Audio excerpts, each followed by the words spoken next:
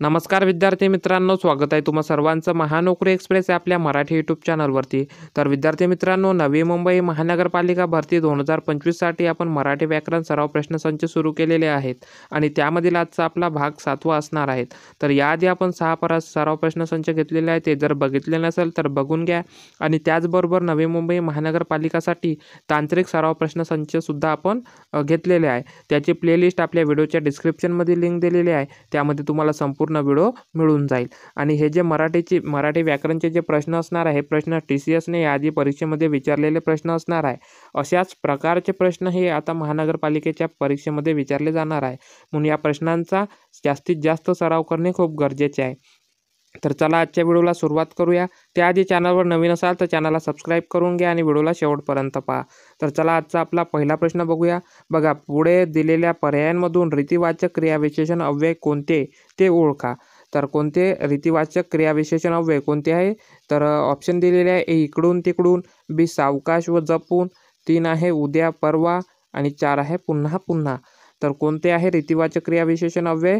तर सावकाश व जपून हे आहे रीतिवाचक क्रियाविशेषण अव्यय। म्हणून या प्रश्नाचं योग्य उत्तर होईल ऑप्शन क्रमांक बी, सावकाश व जपून। त्यानंतर बघा, प्रश्न क्रमांक 2 दिलेला आहे: खालील पर्यायातून प्रथम पुरुषवाचक सर्वनाम ओळखा। ऑप्शन दिलेले आहे: तो, 2 आहे तू, 3 आहे आम्ही आणि 4 आहे तुम्ही। तर कोणतं ओळखायचं आहे? प्रथम पुरुषवाचक सर्वनाम आहे आम्ही। या पर्यायापैकी आम्ही हे प्रथम पुरुषवाचक सर्वनाम आहे, म्हणून या प्रश्नाचं योग्य उत्तर होईल ऑप्शन क्रमांक 3, आम्ही। विद्यार्थी मित्रांनो, तुम्ही सुद्धा या प्रश्नांची सोबत उत्तरे देत चला, जेणेकरून तुमचा सुद्धा सराव होईल आणि तुम्ही 20 पैकी किती प्रश्नांचे बरोबर उत्तर दिले हे कमेंट बॉक्समध्ये नक्की कळवा। तर चला पुढचा प्रश्न बघूया।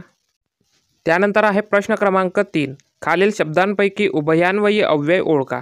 उभयान्वयी अव्यय ओळखायचा आहे। ऑप्शन दिलेले आहे: 1 आहे म्हणून, 2 मागे, 3 जोरात आणि 4 बापरे। तर कोणता आहे उभयान्वयी अव्यय? तर म्हणून। या ऑप्शनपैकी म्हणून हे उभयान्वयी अव्यय आहे, म्हणून या प्रश्नाचं बरोबर उत्तर होईल ऑप्शन क्रमांक 1, म्हणून। त्यानंतर बघा, प्रश्न क्रमांक 4 आहे: पुढील वाक्यातील सर्वनामाचा प्रकार ओळखा। आम्ही इयत्ता 8वीच्या वर्गात शिकत आहोत। या वाक्यामधील आपल्याला सर्वनामाचा प्रकार ओळखायचा आहे। ऑप्शन दिलेले आहे: 1 आहे द्वितीय पुरुषवाचक सर्वनाम, 2 आहे तृतीय पुरुषवाचक सर्वनाम, 3 आहे संबंधी सर्वनाम, 4 आहे प्रथम पुरुषवाचक सर्वनाम। तर बघा, आम्ही हे जे आहे हे प्रथम पुरुषवाचक सर्वनाम आहे। आपण याआधीच्या प्रश्न क्रमांक 2 मध्ये बघितलं आहे की आम्ही हे प्रथम पुरुषवाचक सर्वनाम आहे, म्हणून या ठिकाणी या प्रश्नाचं बरोबर उत्तर होईल ऑप्शन क्रमांक 4, प्रथम पुरुषवाचक सर्वनाम। त्यानंतर बघा, प्रश्न क्रमांक 5 आहे: पुढील वाक्यात सर्वनामाचा कोणता प्रकार आहे? त्या दुकानात काय वाटेल ते मिळते। त्या दुकानात काय वाटेल ते मिळते। ऑप्शन दिलेले आहे: पुरुषवाचक सर्वनाम, बी अनिश्चित सर्वनाम, 3 आहे संबंधी सर्वनाम आणि 4 आहे प्रश्नार्थक सर्वनाम। तर त्या दुकानात काय वाटेल ते मिळते हे काय आहे? अनिश्चित सर्वनाम आहे, म्हणून या प्रश्नाचं योग्य उत्तर होईल ऑप्शन क्रमांक 2, अनिश्चित सर्वनाम। त्यानंतर बघा, प्रश्न क्रमांक 6 दिलेला आहे: इथपासूनची सर्व शेती आमची आहे। या वाक्यात कोणते क्रियाविशेषण आलेले आहे? इथपासूनची सर्व शेती आमची आहे या वाक्यामध्ये कोणते क्रियाविशेषण आले आहे? ऑप्शन दिलेले आहे: 1 कालवाचक क्रियाविशेषण, 2 आहे रीतिवाचक क्रियाविशेषण, 3 आहे स्थलवाचक क्रियाविशेषण आणि 4 आहे संख्यावाचक क्रियाविशेषण। तर बघा, इथपासूनची म्हणजेच या ठिकाणापासूनची, म्हणजे या ठिकाणी स्थळ दर्शवित आहे। कशाचा बोध होत आहे? स्थळाचा बोध होत आहे, म्हणून या ठिकाणी स्थलवाचक क्रियाविशेषण होईल, म्हणून या प्रश्नाचं योग्य उत्तर होईल ऑप्शन क्रमांक 3, स्थलवाचक क्रियाविशेषण। त्यानंतर बघा, प्रश्न क्रमांक 7: देवा तू मला क्षमा कर। या वाक्यात अधोरेखित शब्दाला कोणते सर्वनाम म्हणतात? ऑप्शन दिलेले आहे: संबंधी सर्वनाम, 2 आहे सामान्य सर्वनाम, 3 आहे पुरुषवाचक सर्वनाम आणि 4 आहे दर्शक सर्वनाम। तर देवा तू मला क्षमा कर या वाक्यामध्ये पुरुषवाचक सर्वनाम दिलेले आहे, म्हणून या प्रश्नाचं योग्य उत्तर होईल ऑप्शन क्रमांक 3, पुरुषवाचक सर्वनाम। त्यानंतर बघा, प्रश्न क्रमांक 8 आहे: समोरच्या कुरणात एक काळी गाय ताजे गवत खात आहे। या वाक्यात किती विशेषण आलेली आहेत? ऑप्शन दिलेले आहे: 1 3, 2 4, 3 1 आणि 4 2। तर समोरच्या कुरणात एक काळी गाय ताजे गवत खात आहे या वाक्यामध्ये एकूण 3 विशेषणे आलेली आहेत, म्हणून या प्रश्नाचं बरोबर उत्तर होईल ऑप्शन क्रमांक 1, 3 विशेषण। त्यानंतर बघा प्रश्न क्रमांक 9 आहे आर्थिक गोळी विशेषणाचा प्रकार ओळखायचा आहे. आर्थिक गोळी ऑप्शन दिलेले आहे. एक आहे साकल्यवाचक विशेषण, 2 आहे पूर्णांकवाचक विशेषण, 3 आहे आवृत्तीवाचक विशेषण आणि 4 आहे अपूर्णांकवाचक विशेषण. तर आर्थिक गोळी हे हा जो प्रकार आहे हा अपूर्णांकवाचक विशेषणाचा प्रकार आहे. म्हणून या ठिकाणी या प्रश्नाचं बरोबर उत्तर होईल ऑप्शन क्रमांक 4 अपूर्णांकवाचक विशेषण. त्यानंतर बघा प्रश्न क्रमांक 10 दिलेला आहे योग्य जोडी ओळखा. आपल्याला दिलेल्या ऑप्शनपैकी योग्य जोडी ओळखायची आहे. ऑप्शन दिलेला आहे काय पंचमी ऊन हून, दुसरा आहे सप्तमी चा ची चे च्या, तिसरा आहे द्वितीया ने ए शी निशी इही आणि 4 आहे प्रथमा सला ते सला नाते. तर योग्य जोडी आहे पंचमी विभक्तीची ऊन हून हे पंचमी विभक्तीचा प्रकार आहे. म्हणून या ठिकाणी योग्य जोडी होईल ऑप्शन क्रमांक 1 पंचमी ऊन हून. त्यानंतर बघा प्रश्न क्रमांक 11 महालक्ष्मीचा या शब्दाची विभक्ती ओळखायची आहे. महालक्ष्मीचा या शब्दाची विभक्ती ओळखा. ऑप्शन दिलेला आहे 1 आहे द्वितीया, 2 आहे षष्ठी, 3 आहे प्रथमा, 4 आहे संबोधन. तर महालक्ष्मीचा या शब्दाची विभक्ती आहे षष्ठी. म्हणून या ठिकाणी या प्रश्नाचं योग्य उत्तर होईल ऑप्शन क्रमांक 2 षष्ठी. त्यानंतर बघा प्रश्न क्रमांक 12 आहे हा कारकार्थ कोणत्या विभक्तीचा आहे. हा कारकार्थ कोणत्या विभक्तीचा आहे. ऑप्शन दिलेले आहे काय संबोधन, 2 प्रथमा, 3 सप्तमी, 4 षष्ठी. तर जो आहे हा कारकार्थ संबोधन या विभक्तीचा आहे. म्हणून या प्रश्नाचं योग्य उत्तर होईल ऑप्शन क्रमांक 1 संबोधन. त्यानंतर आहे प्रश्न क्रमांक 13 पोपट फांदीवर बसला आणि शिकारी आला या वाक्यातील उभयान्वयी अव्यय कोणते. पोपट फांदीवर बसला आणि शिकारी आला या वाक्यामधील उभयान्वयी अव्यय कोणते आहे.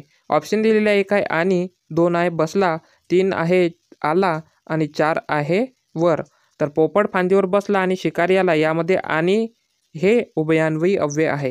म्हणून या प्रश्नाचं योग्य उत्तर होईल ऑप्शन क्रमांक 1 आणि. त्यानंतर बघा प्रश्न क्रमांक 14 आहे बंधू भगिनी शब्दाचा समास कोणता. बंधू भगिनी या शब्दाचा समास कोणता आहे. ऑप्शन दिलेले आहे काय अव्ययीभाव समास, 2 आहे कर्मधारय समास, 3 आहे द्विगु समास आणि 4 आहे द्वंद्व समास. तर बंधू भगिनी या शब्दाचा समास आहे द्वंद्व समास. म्हणून या ठिकाणी या प्रश्नाचं योग्य उत्तर होईल ऑप्शन क्रमांक 4 द्वंद्व समास. त्यानंतर बघा प्रश्न क्रमांक 15 आहे गावोगाव, जागोजाग, दारोदार, घरोघर, गल्लोगल्ली ही कोणत्या समासाचे उदाहरण आहे. ऑप्शन दिलेले आहे काय द्वंद्व समास, 2 बहुब्रीही समास, 3 अव्ययीभाव समास आणि 4 आहे तत्पुरुष समास. तर गावोगाव, जागोजाग, दारोदार, घरोघर, गल्लोगल्ली ही सर्व समासाची उदाहरण आहे, अव्ययीभाव समासाचे उदाहरण आहे. म्हणून या प्रश्नाचं योग्य उत्तर होईल ऑप्शन क्रमांक 3 अव्ययीभाव समास. त्यानंतर बघा प्रश्न क्रमांक 16 आहे खालील वाक्यात कोणत्या प्रकारच्या चिन्हाचा उल्लेख आहे. ती स्पर्धा परीक्षा उत्तीर्ण झाली पण नंतर जे चिन्ह दिलेलं आहे ते चिन्ह कोणत्या प्रकाराचं आहे ते आपल्याला या ठिकाणी ओळखायचं आहे. तर ऑप्शन दिलेलं आहे काय लोपचिन्ह, 2 आहे अपसारण चिन्ह, 3 आहे अधोरेखा आणि 4 आहे अवग्रह चिन्ह. तर ती स्पर्धा परीक्षा उत्तीर्ण झाली पण त्यानंतर जे चिन्ह दिलेलं आहे ते आहे अपसारण चिन्ह. म्हणून या ठिकाणी या प्रश्नाचं योग्य उत्तर होईल ऑप्शन क्रमांक 2 अपसारण चिन्ह. त्यानंतर बघा प्रश्न क्रमांक 17 आहे पाऊस थांबला हे बरे झाले हे वाक्य योग्य विरामचिन्हांचा वापर करून कसे तयार होईल. ऑप्शन दिलेला आहे पाऊस थांबला हे बरे झाले, 2 आहे पाऊस थांबला हे बरे झाले, 3 आहे पाऊस थांबला हे बरे झाले, 4 आहे पाऊस थांबला हे बरे झाले. तर बघा पाऊस थांबला हे बरे झाले हे वाक्य योग्य विरामचिन्हांचा वापर करून कसे तयार होईल. तर पाऊस थांबला त्यानंतर येईल कॉमा, हे बरे झाले त्यानंतर येईल पूर्णविराम. तर या ठिकाणी या प्रश्नाचं योग्य उत्तर होईल ऑप्शन क्रमांक 2 पाऊस थांबला कॉमा हे बरेच झाले त्यानंतर पूर्णविरामीन. या ठिकाणी चुकीनं कॉमा झालेला आहे हे लक्षात घ्यायचं आहे, झाल्यानंतर पूर्णविरामीन. तर या ठिकाणी या प्रश्नाचं बरोबर उत्तर आहे ऑप्शन क्रमांक 2 पाऊस थांबला कॉमा हे बरे झाले. त्यानंतर बघा प्रश्न क्रमांक 18 आहे नाही थांग ज्याला असा या समासाचा विग्रह असणारा शब्द ओळखायचा आहे. नाही थांग ज्याला असा या समासाचा विग्रह काय होईल. ऑप्शन दिलेला आहे 1 आहे अवाढव्य, 2 आहे अति, 3 आहे अथांग, 4 आहे अमर. तर नाही थांग ज्याला असा तो अथांग. म्हणून या ठिकाणी या प्रश्नाचं योग्य उत्तर होईल ऑप्शन क्रमांक 3 अथांग. त्यानंतर बघा प्रश्न क्रमांक 19 आहे. अरे रे तू अनुत्तीर्ण झालास हे फार वाईट झाले.